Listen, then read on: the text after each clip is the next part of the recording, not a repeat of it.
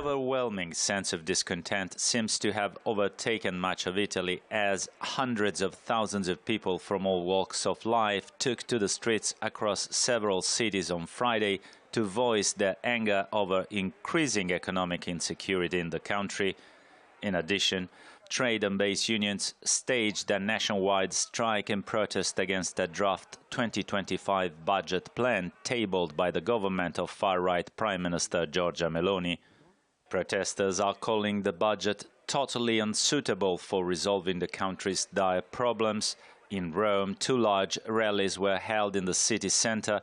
Protesters complained that the government is planning to introduce further cuts to spending on social security, citizen services, health, education and public transport as part of new European Union austerity policies. The government is lying to us big time, mainly about employment, but also about tax issues. It is destroying every form of protection for workers across all sectors. We are witnessing an increasing expenditure on militarization at the expense of our education system. Italy's schools are turning students into employees with no critical thinking skills. Meloni's government has committed to reducing the public deficit to 2.8% of gross domestic product in 2026, below the 3% Eurozone ceiling.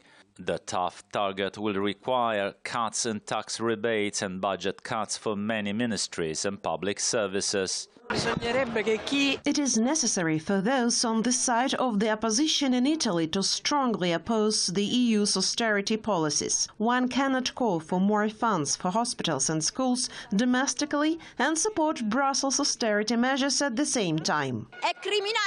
Italy's continued military and academic collaboration with the genocidal Israeli regime is criminal. I'm here as a researcher. Our universities are suffering greatly from spending cuts. Anti-system rallies were also held in Milan, Bologna, Naples and in 40 other Italian cities on Friday. In Turin, protesters clashed with police in the city centre and burned several puppets and pictures of Italian officials. After almost 2 decades of precariousness, wage compression, austerity and the dismantling of the welfare state, an increasing number of Italians are demanding answers to their social and economic grievances.